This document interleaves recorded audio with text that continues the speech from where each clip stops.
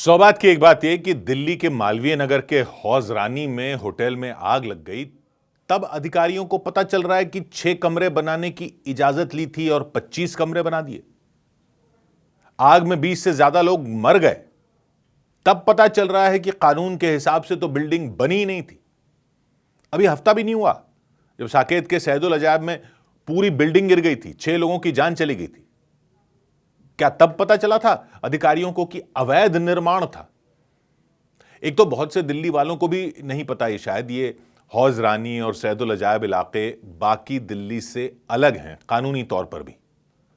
सब लोग हौज रानी को भी मालवीय नगर कहते हैं, जैसे होटल में लगी आग के बाद कह रहे हैं। सब लोग सैदुल अजायब को साकेत कहते हैं, जैसे बिल्डिंग गिरने के बाद कह रहे थे।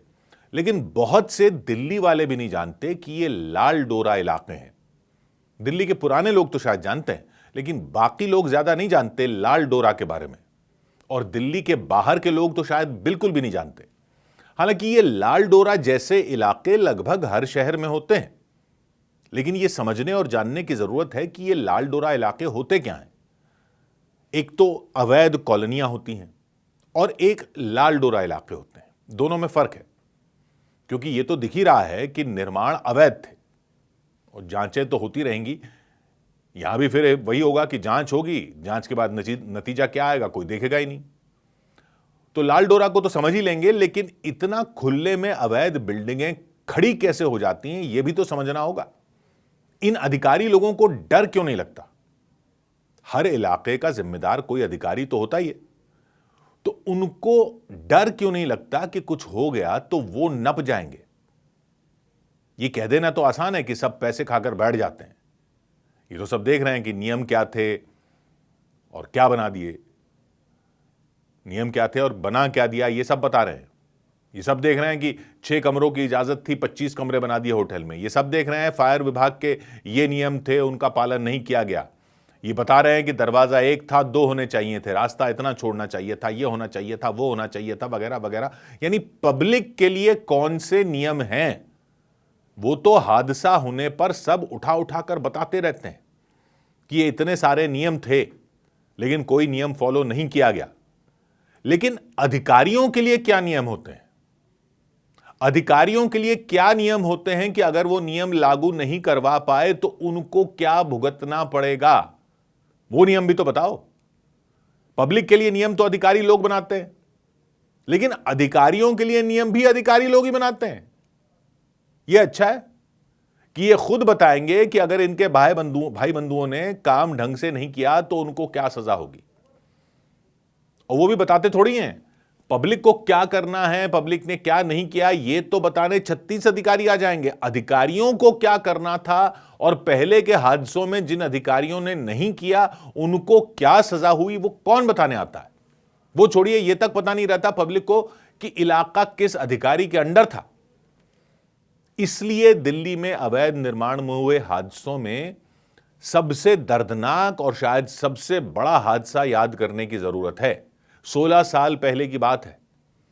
15 नवंबर 2010 की शाम को पूर्वी दिल्ली में लक्ष्मी नगर के पास ललिता पार्क इलाके में एक 5 मंजिला इमारत अचानक ढह गई थी। रात को 8:15 बजे इमारत एकदम से गिर गई थी, पत्तों के ढेर की तरह गिर गई थी। उसमें करीब 200 लोग रहते थे। ज्यादातर गरीब परिवार थे, मजदूर परिवार थे जो दूसरे राज्यों से दिल्ली काम करने आए थे। कुछ छोटे छोटे दुकानदार भी थे। 70 लोगों की मौत हो गई थी, 70-75 लोग घायल हो गए थे, कई लोग मलबे में दब गए थे। पूरी दिल्ली दहल गई थी एक तरह से। पूरे देश में सुर्खियां थी, पूरे देश में सुर्खियों में यह हादसा आया था। और वजह वही थी, अवैध निर्माण। इजाजत जितने कमरों की थी उससे कहीं ज्यादा कमरे बना दिए थे और उसके बाद 5वीं मंजिल बनाई जा रही थी जो बिल्कुल ही बिना इजाजत की थी। निर्माण अवैध भी था और खराब क्वालिटी का भी था, कोई मेंटेनेंस नहीं था। फायर ब्रिगेड संकरी गलियों में अटक कर रह गई थी। पड़ोसी अपने हाथों से मलबा हटा हटा कर लोगों को निकालने में लगे थे। मलबे से लोगों के चीखने की आवाजें आ रही थी, घंटों तक आवाजें आती रहीं, लेकिन कई लोगों को बचाया नहीं जा सका था। खौफनाक मंजर हो गया था। और यह सब क्यों याद करना जरूरी है? क्योंकि यही कहा गया था कि सख्त से सख्त सजा दी जाएगी। और क्या हुआ जांच का? जांच चली 8 साल, 8 साल तक जांच चली और एक जूनियर इंजीनियर को दोषी पाया गया।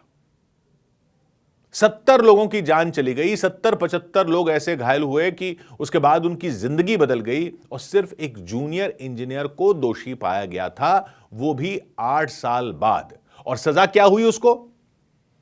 क्या सख्त से सख्त सजा दी गई जानते हैं? जुर्माना हुआ था। कितना? पूरे 21,000 रुपए। 70 लोगों की जान चली गई, सिर्फ एक जूनियर इंजीनियर को इन्होंने जिम्मेदार माना कि उसने नियम फॉलो नहीं करवाए और उसको भी जुर्माना लगाया 21,000 रुपए का। और सुनो, वो जूनियर इंजीनियर तब तक रिटायर हो चुके थे, तो 21,000 रुपए उनसे कैसे वसूले? 1750 रुपए की 12 किस्तों में वसूले। 1750 रुपए हर महीने उस इंजीनियर ने जुर्माना भरा 1 साल तक। यह हो गई उनकी सख्त से सख्त सजा। जान की कीमत तो छोड़ो, रिश्वत की कीमत भी नहीं वसूली गई। यह होती है इनको सजाएं। तो ये लोग क्यों डरेंगे? किस बात से डरेंगे? कैसे नहीं होंगे अवैध निर्माण? और यह हादसा होने पर अधिकारियों को दिखते होंगे, बाकी को तो सब कुछ खुलेआम दिखता है। नगर निगम की वर्क्स कमेटी के पूर्व अध्यक्ष ने दिल्ली के मास्टर प्लान 2041 पर जो चर्चाएं हुई, उनमें डीडीए को बताया था कि दिल्ली की 55 लाख बिल्डिंगों में, 55 लाख बिल्डिंग है दिल्ली की, 55 लाख बिल्डिंगों में नक्शे जानते हैं कितनी बिल्डिंगों के पास हैं? करीब 2 लाख के। 55 लाख बिल्डिंगों में 2 लाख के ही नक्शे हैं। तो यह कोई ऐसा थोड़ी है कि इक्का दुक्का जगहों का मामला है। 1700 से ज्यादा तो कॉलोनियां ही अवैध हैं।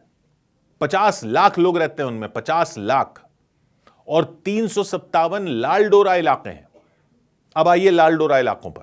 तो ये जो लाल डोरा इलाके हैं, इनको लाल डोरा इलाका बताया था अंग्रेजों ने, जब उनका राज होता था।